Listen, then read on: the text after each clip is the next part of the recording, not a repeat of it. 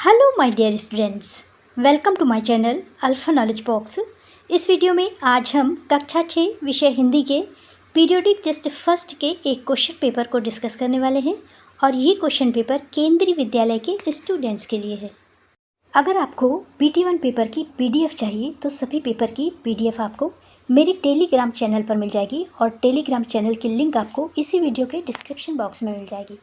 ये paper previous year का question paper है, जिससे आपको ये पता चलेगा कि आपसे किस तरह के क्वेश्चन पूछे जा सकते हैं। पहला प्रश्न है, अनुच्छेद पढ़कर प्रश्नों के उत्तर लिखें। अनुच्छेद है, नदियाँ माता स्वरूपिणी हैं।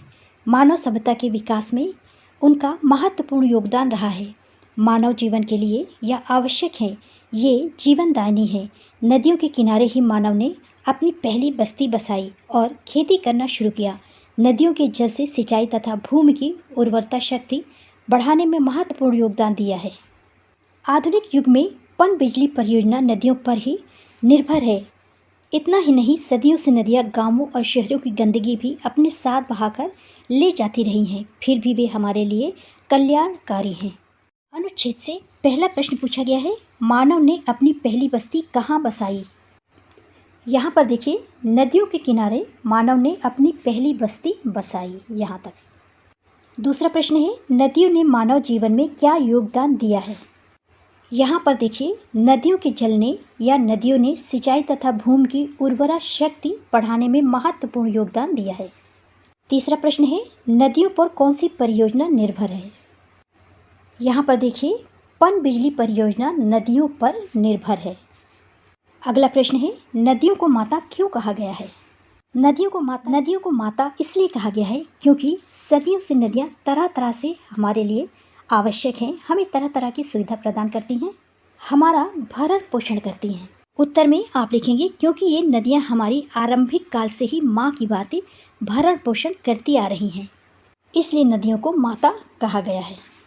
प्रश्न 5 है, गद्यांश का उचित शीर्षक क्या है। ये पूरा गद्यांश नदियों से संबंधित है और ये कक्षा 7 की हिंदी हिमालय की बेटियां पाठ से लिया गया है, इसलिए आप इसका नाम हिमालय की बेटियां, जीवनदायिनी, नदी और जनजीवन इसी तरह का कोई भी शीर्षक दे सकते हैं।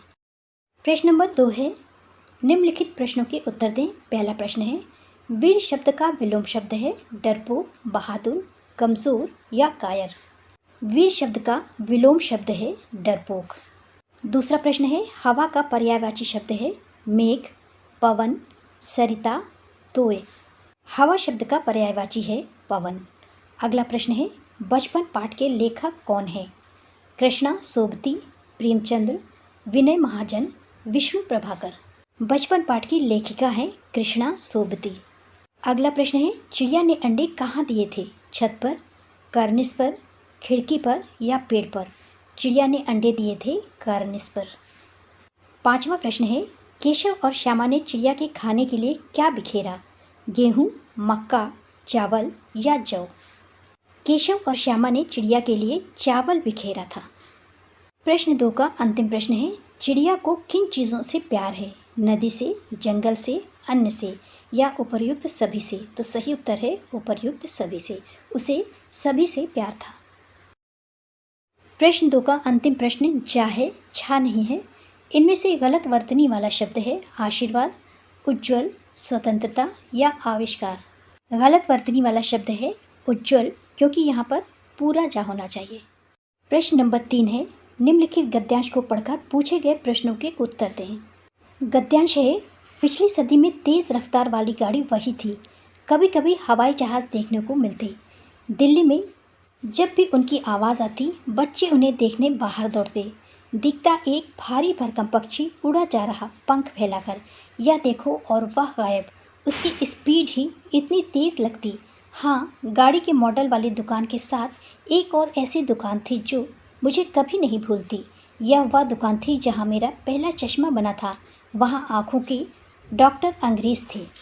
यहाँ पर पहला प्रश्न पूछा गया है, तेज़ रफ्तार वाली गाड़ी का नाम बताइए। यहाँ पर गाड़ी का नाम पूछा जा रहा है, इसलिए उत्तर हो जाएगा तेज़ रफ्तार वाली गाड़ी का नाम रेलगाड़ी है। दूसरा प्रश्न है, पिछली शताब्दी की और कौन सी विशेष चीज़ थी। यहाँ पर हवाई जहाज़ की बात की गई है, इसलिए उत्तर हो जाएगा पिछली शताब्दी की विशेष चीज़ हवाई जहाज़ थी। तीसरा प्रश्न है, लेखिका किस दुकान को कभी नहीं भूल पाई।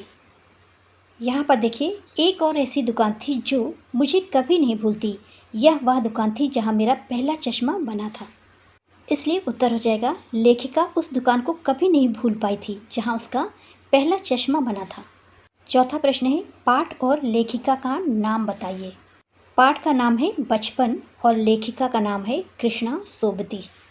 गद्यांश का अंतिम प्रश्न है, दुकान शब्द से वाक्य बनाइए। दुकान शब्द से आप कोई भी वाक्य बना लीजिए। जैसे, आज मैं दुकान से बहुत सारे आम लाया। मुझे जूते की दुकान से जूता खरीदना है। मिठाई की दुकान में बहुत सारी मिठाइयाँ हैं। इस तरह का आप कोई भी वाक्य बना लीजिए। प्रश्न नंबर 4 है, निम्नलिखित में से किसी एक विषय पर लगभग 100 शब्दों का एक अनुच्छेद लिखें। विद्यालय में मेरा प्रथम दिन, मेरा 10वां जन्मदिन, मेरी पहली रेल यात्रा। यहाँ पर आप लिख सकते हैं, मैं 8वीं कक्षा की विद्यार्थी हूँ या का विद्यार्थी हूँ। इसी वर्ष मैंने नए स्कूल में दाखिला लिया है। इस स्कूल का पहला दिन मुझे अच्छी तरह याद है। मेरे लिए यह बड़ा ही रोमांचक और यादगार दिन था।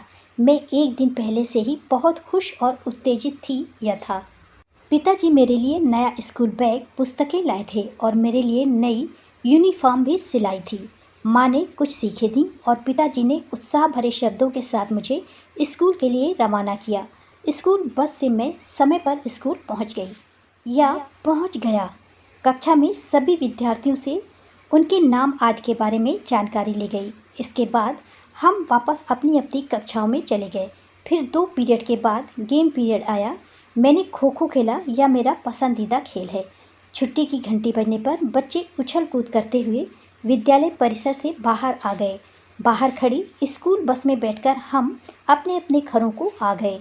मैं इस दिन को कभी नहीं भूलूंगी या भूलूंगा। इसी तरह से आपको विद्यालय में पहले दिन के बारे में लिखना है। बाकी मेरा 10वां जन्मदिन, मेरी पहली रेल यात्रा, इसके बारे में आप स्वयं लिखें। प्रश्न नंबर 5 है, निम्नलिखित में से किन्हीं 4 प्रश्नों के उत्तर दें। यहाँ पर प्रश्न आपकी पाठ्य पुस्तक से पूछे गए हैं। पहला प्रश्न है, कविता के आधार पर बताओ कि चिड़िया को किन किन चीज़ों से प्यार है। उत्तर में आप लिख सकते हैं, चिड़िया को खेतों में लगे जौ बाजरे की फलियाँ यानी अन्न से प्यार है। दूसरा, उसे जंगल से मिले एकांत जहाँ वो खुली हवा में गाना गा सकती है से प्यार है। और आप लिख सकते हैं, उसे नदी से प्यार है जिसका ठंडा और मीठा पानी वो पीती है। दूसरा प्रश्न बचपन से है, लेखिका बचपन में इतवार की सुबह क्या क्या काम करती थी। उत्तर है, लेखिका इतवार की सुबह पहले अपने मोज़ों व स्टॉकिंग को धोने और अपने जूतों को पॉलिश करने का काम करती थी। तीसरा प्रश्न है, लेखिका को चश्मा क्यों लगाना पड़ा। चश्मा लगाने पर उसके भाई उन्हें क्या कहकर चिढ़ाते थे।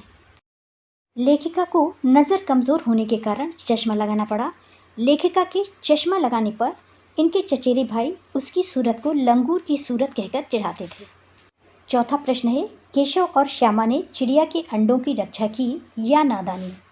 केशव और श्यामा ने चिड़िया के अंडों की रक्षा करके नादानी की थी, क्योंकि उन्होंने चिड़िया के अंडों को धूप से बचाने तथा उनके खाने पीने का इंतजाम किया था।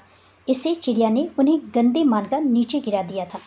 प्रश्न 5 का अंतिम प्रश्न है, कविता की इस पंक्ति का आशय स्पष्ट करो। रस उंडेल कर गा लेती है। इस पंक्ति का आशय यह है कि चिड़िया खुश होकर गाने लगती है। उसके गाने में माधुर्य है। ऐसा लगता है जैसे उसने वातावरण में रस उड़ेलकर उसे रसमय कर दिया है। प्रश्न पत्र के अंत में बाल राम कथा से प्रश्न पूछे गए हैं। प्रश्न नंबर 6 है, निम्नलिखित प्रश्नों के उत्तर दें। पहला प्रश्न है, अनुष्ठान के अंतिम दिन क्या हुआ। अनुष्ठान के अंतिम दिन अचानक भयानक आवाज़ों से आसमान भर गया। सुबाहु और मारीच ने राक्षसों के दल बल के साथ आश्रम पर धावा बोल दिया। दूसरा प्रश्न है, सबसे पहले रामायण किसने लिखी और किस भाषा में लिखी। सबसे पहले रामायण की रचना महर्षि वाल्मीकि ने की थी। इसे संस्कृत भाषा में लिखा गया था। बाल राम कथा और प्रश्न पत्र का अंतिम प्रश्न है, राजा दशरथ को किस बात का दुख था। कोई संतान न होने के कारण राजा दशरथ दुखी थे या राजा दशरथ को संतान न होने का दुख था। This is the end of video. Thanks for watching.